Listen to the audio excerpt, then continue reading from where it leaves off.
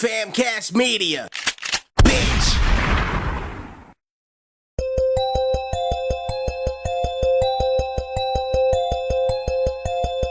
The family of a murdered transgender woman says weeks after her death, they still don't have answers about what happened or who is responsible.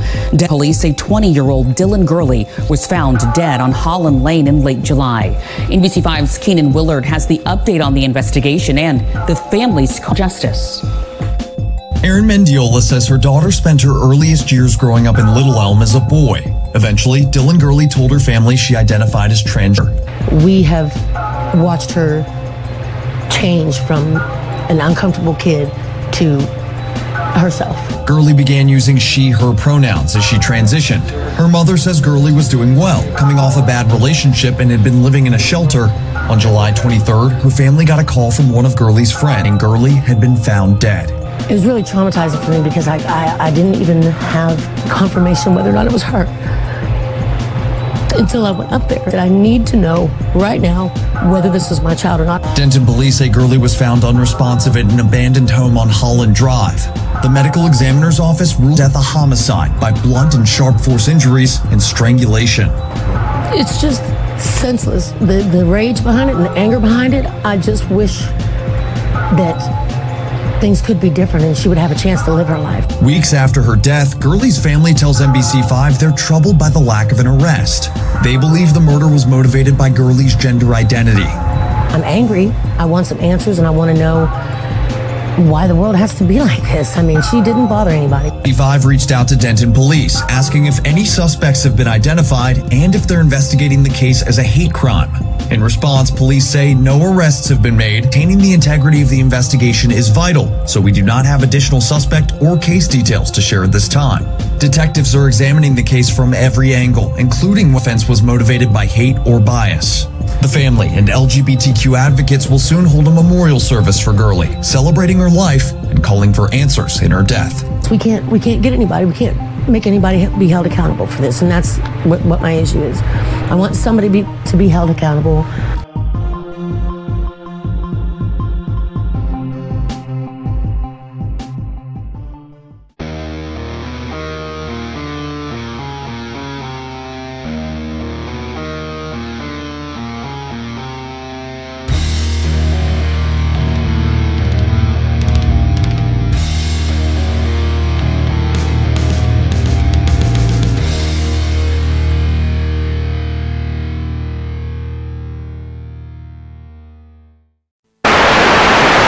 Good evening, demons and demonesses. This is Kwame Wahkan here.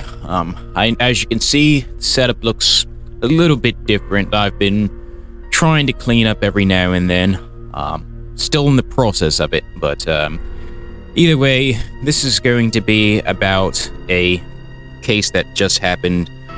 Also in the state of Texas. I know I did another video about, well, honestly, several videos about things going on in Texas, about so many women getting, Now, as you guys saw from the previous news clip, another trans woman was murdered in the state of Texas. Now, at the time of the recording of that news clip, the killer still had yet to be caught, but I have some news for you guys today.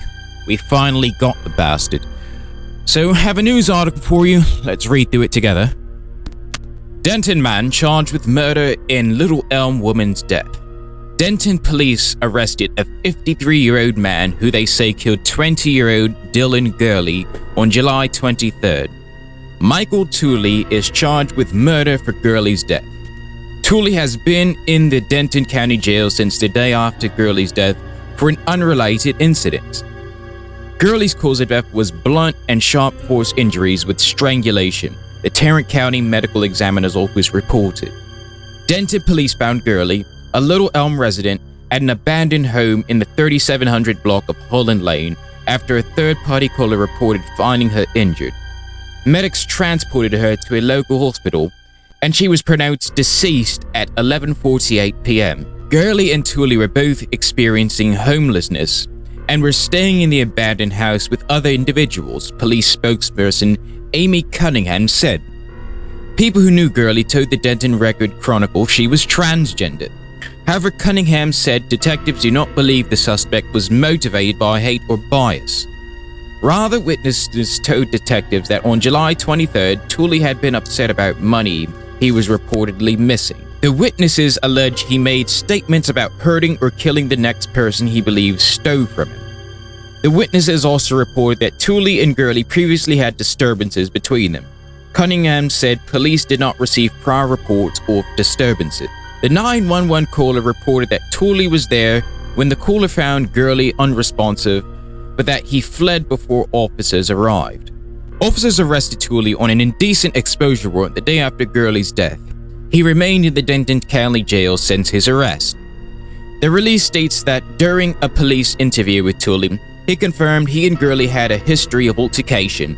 He denied being involved in her murder, police said. Detectives reviewed hours of Tooley's jail phone conversation, which he allegedly made comments that implicated him in the murder. The release states detectives collected additional evidence that confirmed Tooley and Gurley were in the same area during the time frame of the murder. Detectives obtained an arrest warrant Friday and served the warrant to Tooley in the Denton County jail. Tooley remains in the jail. His bail is not yet set for the murder charge. Now, here's another trend. Like I say in all of my previous videos, this news report failed to show the person's mugshot. Well, once again, I did a little bit of digging. I found the person's mugshot, and this is what it is. Take a good look in full color.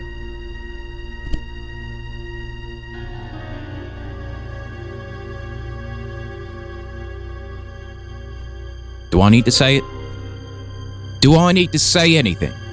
Is anybody fucking surprised it's another one? Another one! Alright, I will admit this one's out of the age demographic. Usually, when I profile cases like these, it's usually someone between the ages of 18 to 35. This is a 53-year-old man. Are you bloody serious? But honestly, I think this guy is probably mentally ill in the first place. You know, he was arrested for, I think, indecent exposure. So clearly was probably on the influence of drugs or alcohol or some other sort of, intoxicating substance. But unfortunately, this is a problem that a lot of trans people are going through in the United States. Believe it or not, there's a huge portion of the trans community that are, experiencing homelessness. Believe it or not, quite a few of my friends are, either one step away from being homelessness, one paycheck away from homelessness. I have a couple of friends that, have lived in their, vehicles for a couple months. It's really rough out here, so I can understand what Dylan was going through. That's kind of rough.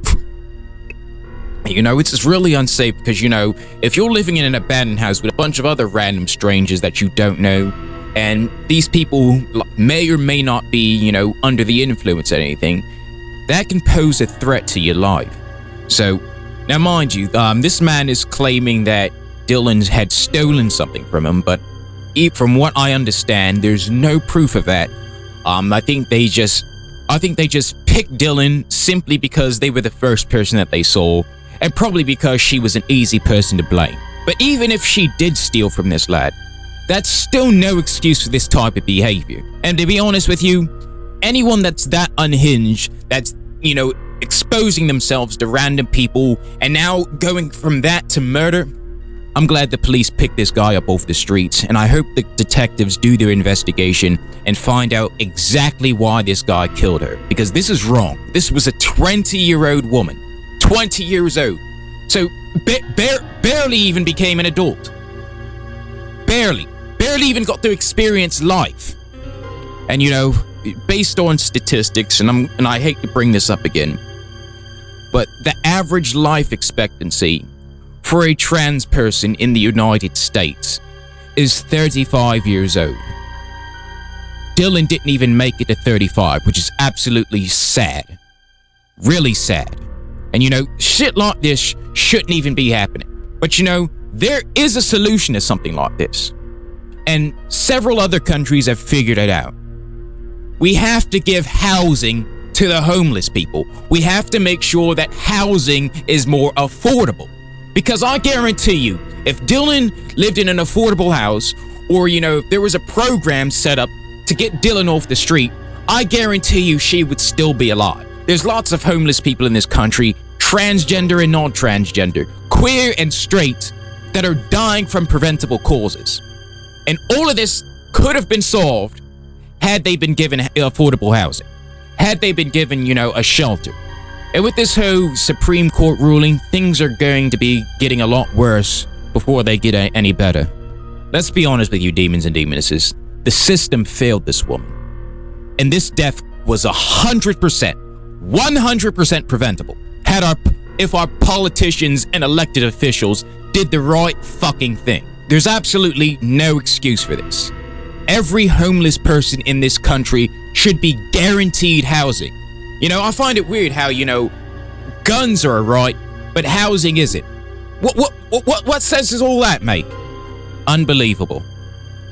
But to Dylan Gurley, just want to say rest in peace. You won't be forgotten about. This has got to end. We have to figure out how to stop this homeless crisis in this country. It's unacceptable and completely uncalled for. But that's pretty much all I have to say about this. What do you think is the best way to deal with the homelessness crisis in this country? Let me know. Alright, you demons and demonesses, I'll catch you guys on the next one. Stay safe, stay metal, hail Satan, and I'll see you guys next time.